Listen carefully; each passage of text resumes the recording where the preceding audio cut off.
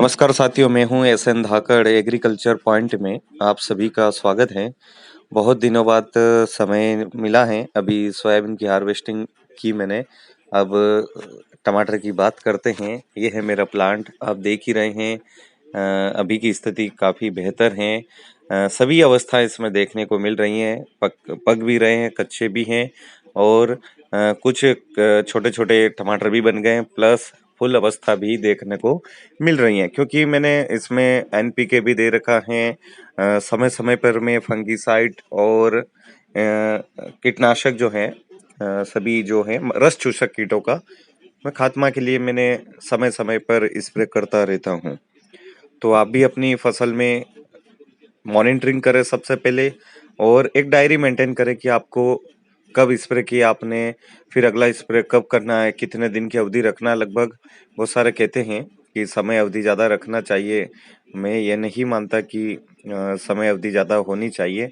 ये जो आप फोटो देख रहे हो वीडियो में, पत्ते के ऊपर लिप माइनर, एक ये बहुत बड़ी समस्या होती है। लिप माइनर कंट्रोल नहीं हो पाता है, तो आप उसमें आप थायोमेक्सन प्लस लिमड़ा का जो कॉम्बिनेशन आता है, बहुत ही अच्छा कॉम्बिनेशन है। आप इसका स्प्रे करें इसके साथ में, या फिर कुनाल फास ले सकते हैं, या फिर बायो 303 जो जैविक आता है वो भी ले सकते हैं, या फिर आप नीम तेल ले सकते हैं जो आता है लगभग 1500 से 2000 पीपीएम वाला, उसका भी स्प्रे आप कर सकते हैं। उसके साथ में ब्लाइट की बात करें तो 3 प्रकार की जो ब्लाइट है, अर्ली, लेट और बैक्टीरिया ब्लाइट, तीनों आपकी फसल रातों रात समाप्त कर सकती हैं, नष्ट कर सकती हैं। तो इसका मॉनिटरिंग करते रहें आप। फंगीसाइड या तो रेडोमिल लीजिए बजट वाले, सबसे पहले आप यही करें, बजट में चलें। रेडोमिल ले सकते हैं, मास्टर ले लीजिए, या फिर एंट्राकोल है, या फिर बाविस्टिम है, या फिर ब्लू कॉपर, कॉपर ऑक्सीक्लोराइड है ना, या फिर को एसिड ले सकते हैं आप, जिसमें कॉपर हाइड्रो ऑक्साइड भी होता है, कॉपर सल्फेट भी होता है। तीनों चारों में से आपको जो मिले वो ले सकते हैं। एंटीबायोटिक भी आप उसमें इस्तेमाल अवश्य करें। उसके साथ में आप मॉनिटरिंग करें। ऐसा नहीं कि आप आज प्लाट में गए हो तो 4 दिन 10 दिन बाद आप जा रहे हो, तो स्वाभाविक है आपकी फसल बिगड़ने की संभावना ज्यादा बन जाती है। तो आप समय समय पर रोजाना मॉनिटरिंग करें। 2 मिनट 4 मिनट आप उस प्लांट के अंदर जाइए, पत्ते की स्थिति देखिए, कैसे क्या परिस्थितियां उसमें बन रही हैं, और आप उसमें फंगिसाइड इस्तेमाल करिए। बाजार भरा हुआ है, कोई भी आपको ये नहीं बताएगा। सभी आप जैसे दुकान पे जाते हो, ये ले जाओ ये ले जाओ, ये आपको सोचना है। और आप एक रूटीन बनाइए छोटे से ऊपर जाने का। ऐसा नहीं कि आप सीधे ऊपर चले गए, तो ऊपर मतलब कि हैवी डोज की बात करें, अगर उसमें आपने स्प्रे कर दिया तो एक बार कर दिया, 2 बार कर दिया, तीसरी बार आप नहीं कर पाओगे, क्योंकि उसकी कीमत ज्यादा होती है। इसलिए आप छोटे स्तर से चलें। रेडोमिल मैंने भी अभी तक लगभग रेडोमिल और कॉपर और एक थायोमेक्सॉन प्लस या फिर स्कोर कवच, बस इससे ऊपर मैं अभी तक गया नहीं हूँ। परंतु अभी मैंने स्प्रे का रूटीन जो सेटअप कर रखा है, चाहे कैसी भी परिस्थिति क्यों ना हो, उसमें मैं स्प्रे कर ही देता हूँ, तो आसानी से कवर हो जाएगी। अगर आपके वहाँ ये स्थिति है तो आप इन सभी से कवर कर सकते हैं और हो जाएगा। इसमें आपको ज्यादा तनाव लेने की जरूरत नहीं है।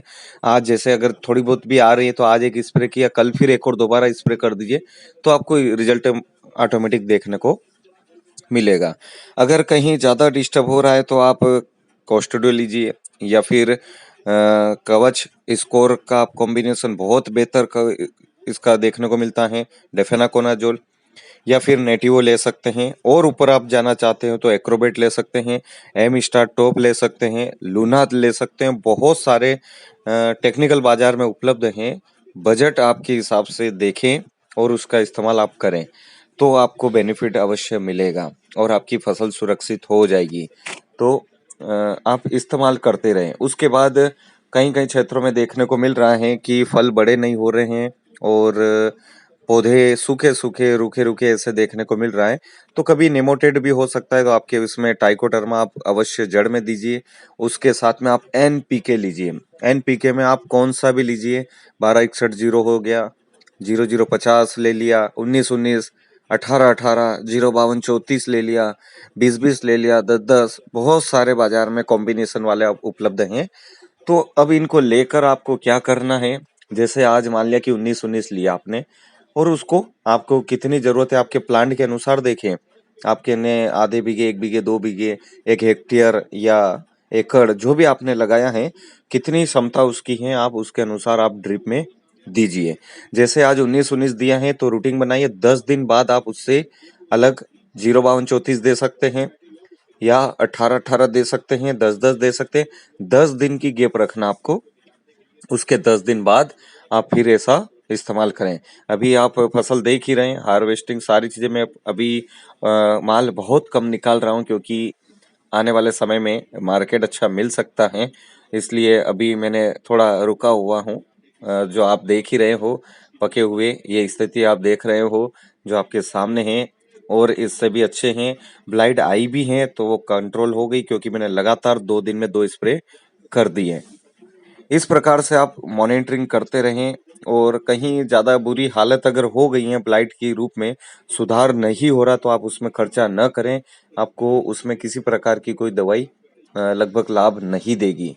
तो आपसे यही निवेदन है कि आप उसमें एक या तो नर्सरी डालकर नए पौधे स्थापित कर लें।